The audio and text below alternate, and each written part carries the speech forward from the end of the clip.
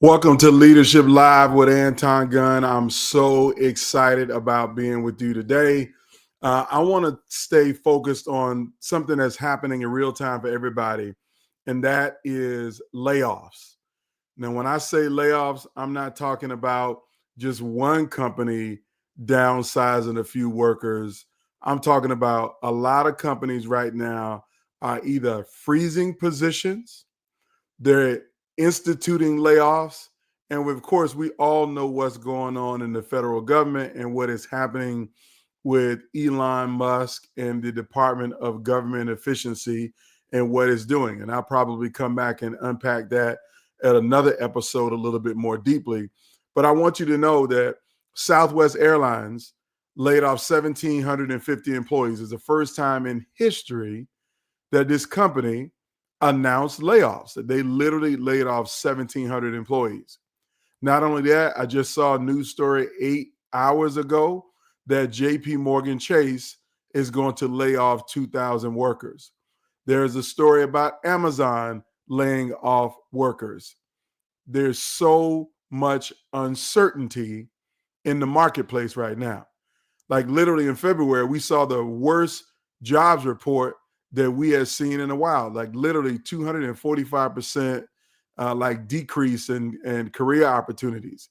That those days in 2021 and 2022 where you could leave and go work anywhere, that you could get a job and people would pay you more to just leave this one job to go to another, it's not happening anymore. And then layoffs are happening. And so what I want you to understand that as these layoffs happen, you have to adopt the new rules to retain your best people after a layoff. Now, when I say after a layoff, just think about it like this. You could have a large organization, 10,000 employees, and let's say only 200 people get laid off.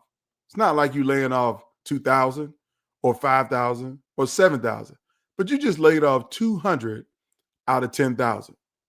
Well, I'm telling you right now, there will be a ripple effect of hearing about those 200 people leaving your organization that's going to make the other 8,800 think that they're going to lose their job too.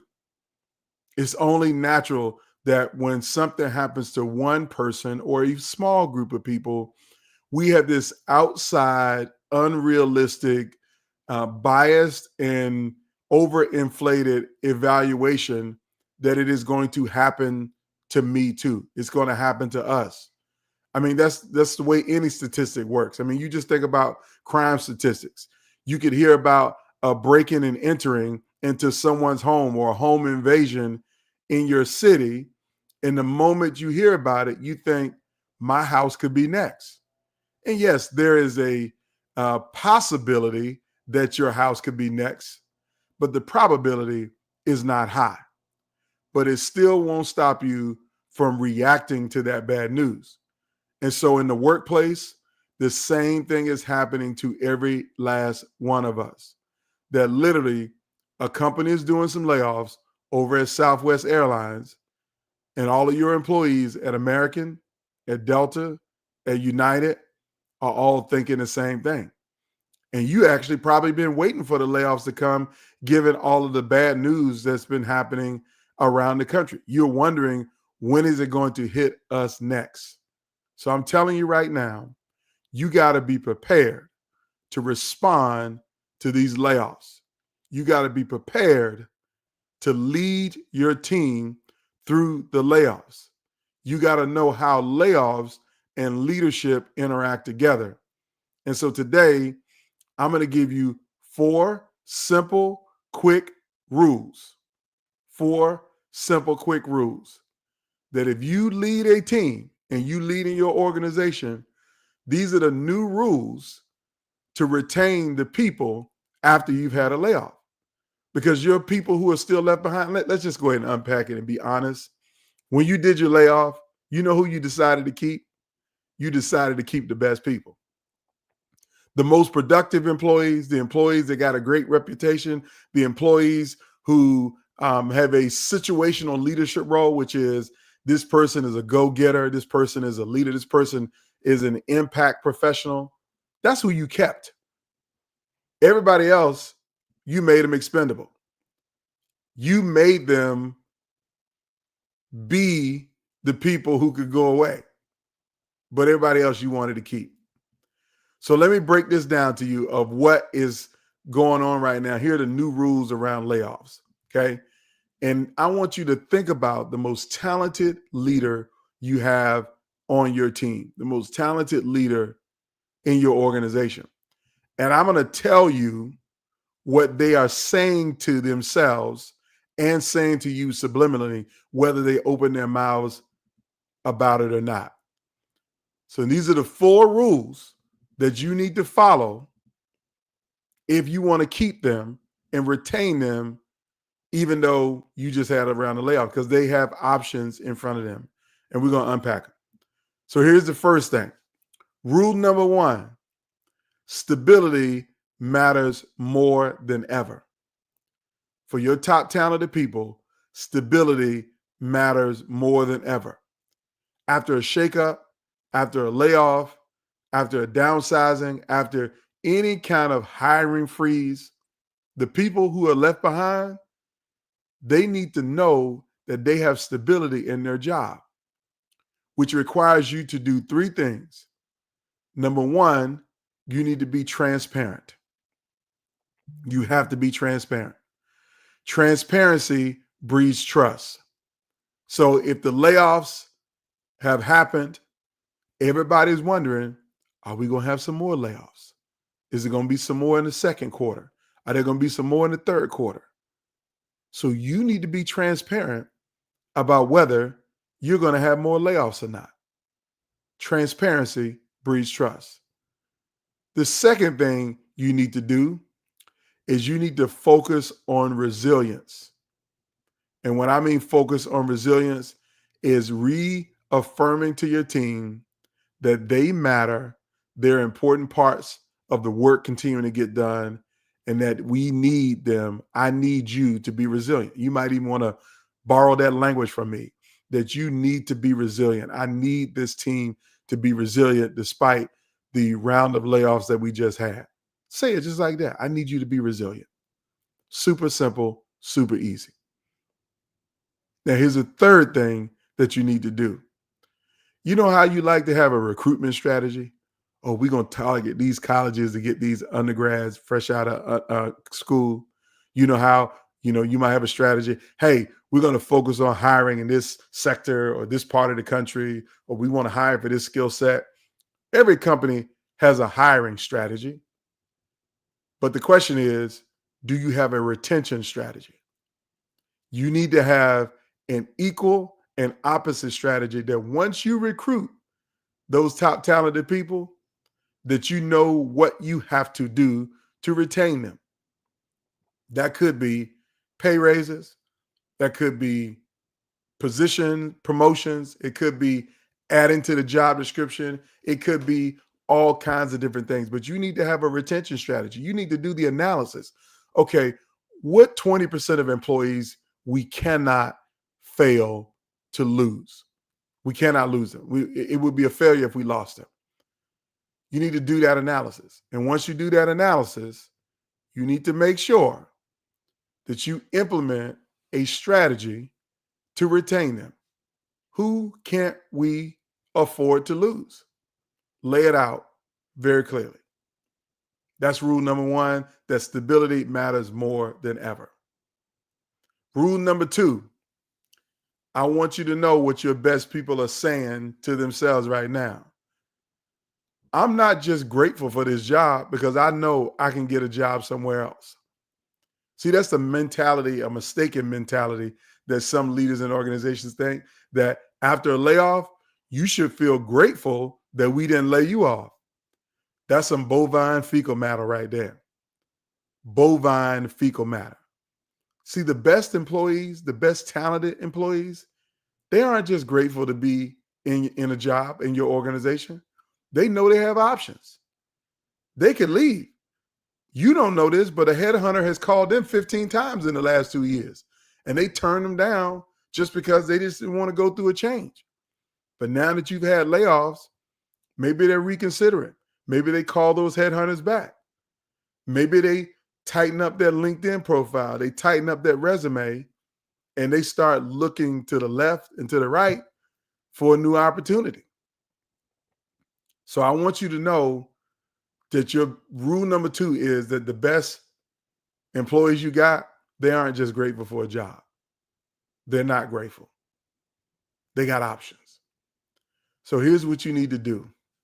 You need to give them a reason to stay. Why would they stay? Give them some reasons to stay. What's in it for them? Not what's in it for you as a company, but what's in it for them. If they don't have a reason to stay, if they don't have a reason to say, you know what, I'm just going to ride it out. I've been with this company through the good times. I'm going to stick with them the bad times. If you don't give them a reason to stay, they're going to throw up the deuces and they're going to be out the door. So that's why you have to redefine what engagement looks like. Okay. It might have been cool 4 or 5 years ago for you to throw a pizza party for the team. You know how that was an engagement strategy.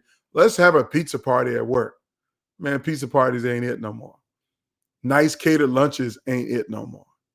You got to redefine what engagement looks like. If you go to antongunn.com/blog and look up the words retention playbook, I tell you some re-engagement strategies or some strategies to engage your people. So I'm not going to go deep into that today, but I want you to know that you got to redefine engagement. You know what I told one of my past clients here recently, what an engagement should look like? I told them, close the office on Friday, go hire a DJ in town, cater some food, and throw a end of the first quarter party.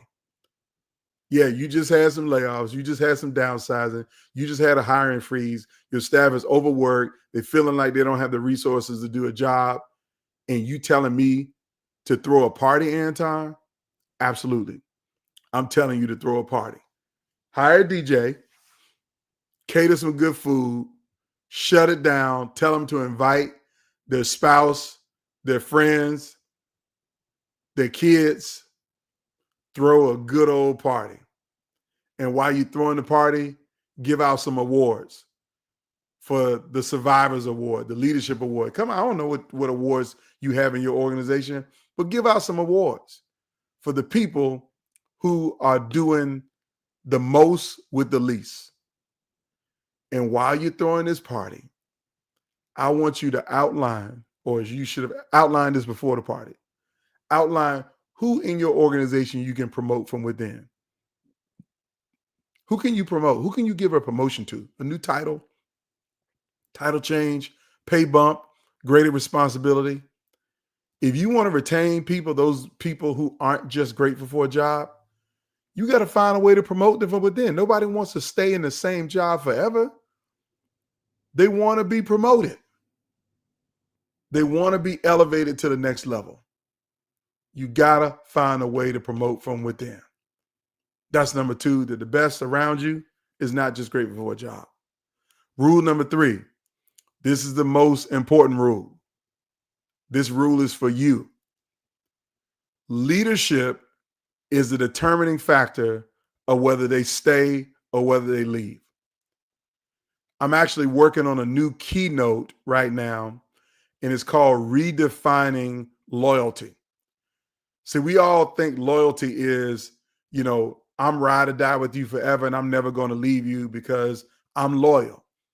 I did a retreat with a client recently, and the conversations that we were having sitting around the table were really around, they think loyalty is a bad word.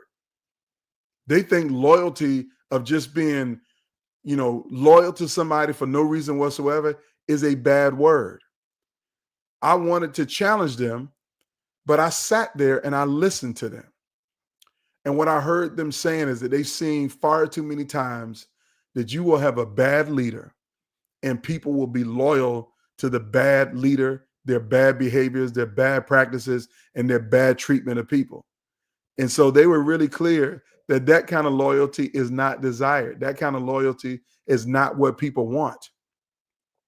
They want loyalty that is good, but they haven't seen good loyalty. They've only seen bad loyalty. And so they don't want that.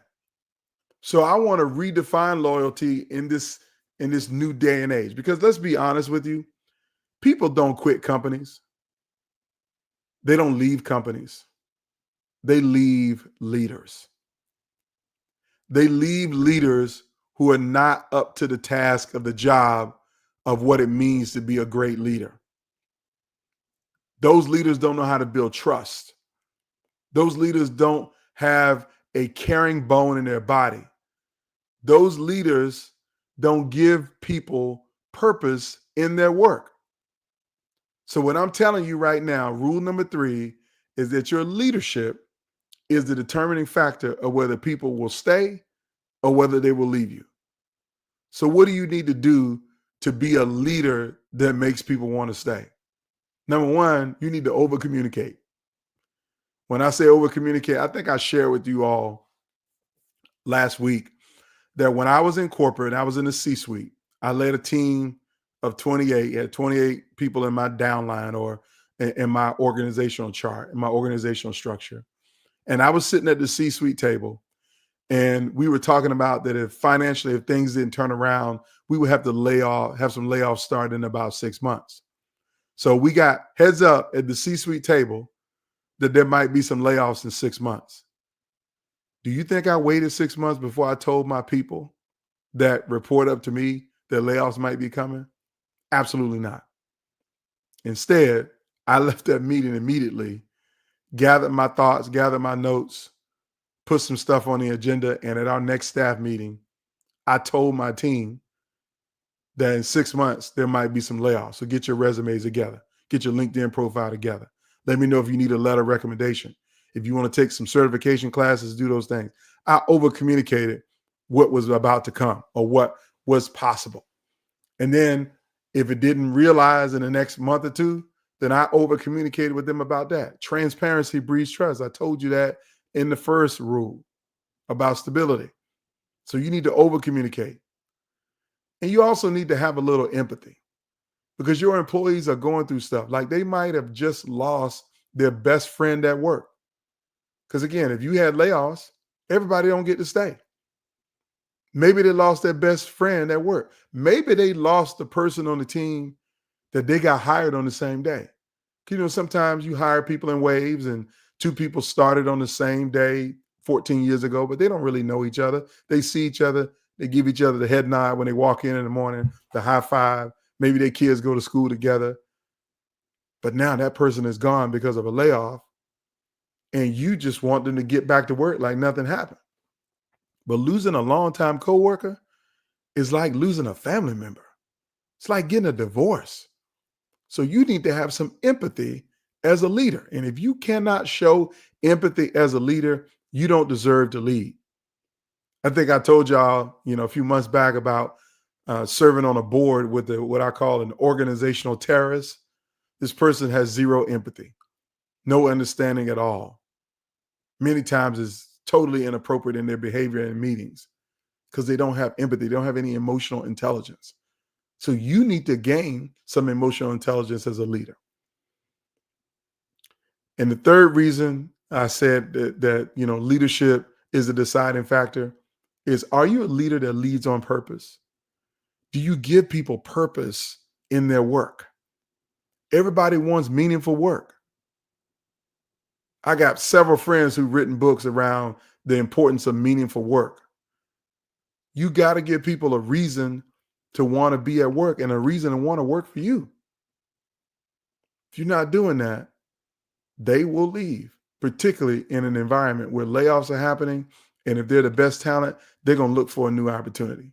So, rule number 3, your leadership is a deciding and defining factor of whether they stay or whether they go. Now, here's the 4th rule. This is the one that I think you got to really assess organizationally how you address this rule. And that is, retention is about flexibility and about choices. I was going to say options, flexibility and choices. Retention is about flexibility and choices. So here's the question. Do your personnel policies, are they structured for productivity or are they structured for control? See, a lot of organizations have personnel policies or work policies that are structured for control, not productivity. Let me give you an example. A lot of companies are doing this return to work. Their return to office. Like they have mandated, like JP Morgan Chase has mandated, everybody's got to return to office. You got to badge in and badge out. Now, you had employees before the pandemic that might have had a 90-minute or 2-hour commute in traffic to work.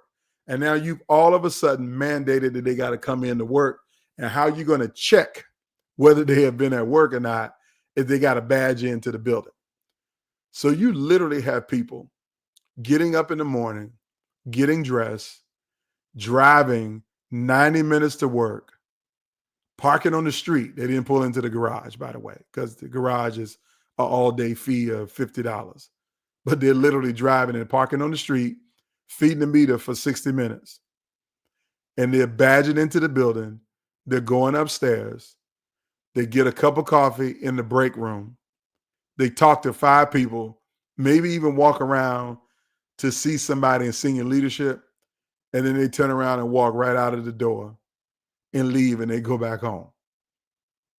So what you just done is made them come into work by policy, and you've lost 3 hours of productivity, really 4 hours of productivity, because the 90-minute commute, the hour hanging out in the office, and then the 90-minute drive home. But let's say the drive home was 45 because they go in the opposite flow of traffic. But either way, that policy is not designed for productivity. That policy is designed for control. And so your good employees, they're not about to tolerate that. As a matter of fact, I've heard from several executives that when the return to office policy started to get implemented, they decided that they were going to retire. And yes, some companies wanted that. They wanted people to self-select out and retire because they knew they weren't coming back to work. They had moved to a new city or got settled into a new routine or something along those lines. But you lost some good people too. And you're going to lose more good people if you don't have flexibility and choices as a part of your retention strategy. That means thinking about how flexibility looks for your workplace. Can people flex their days and hours? What options are you giving them? You really got to rethink work. Are you changing your dress code? Because all of that getting suited and booted to come into the office to sit at a cubicle, that ain't it anymore. It's really not. If you don't believe me, ask some Gen Z workers who come in the workplace. It's performative for me to be in IT and I got to be dressed up at work, especially if all I do is maintain the service or I'm doing stuff that I can do remotely, but you making me come into the office and put on a suit. It don't work like that anymore. If you don't do this flexibility, these options, these choices for how people work, you're going to lose your talent. So there you have it. The 4 rules to retain your talent in 2025, particularly after layoffs. These are leadership rules only. That number 1, stability matters more than ever before. Number 2, the best employees are not just grateful for their job. Number 3, leadership is a deciding factor and the defining factor of why they stay or why they leave. And number 4, retention is about flexibility and about choices. Now, if you want to read more up on this, you can go to antongunn.com/blog and see my latest blog on this same subject, how you retain your talent after a shakeup, layoff, hiring freeze, downsizing, whatever it is. You gotta have a good strategy if you want to keep your best people. So I want to thank y'all for watching. Thank you, Carol, for being online with us today. I really appreciate the comments and the feedback. Christopher Land, I appreciate your comments and feedback. It's great to have you all on. I hope you all have an amazing and fantastic day. See you next Wednesday for Leadership Live with Anton Gunn. Take care.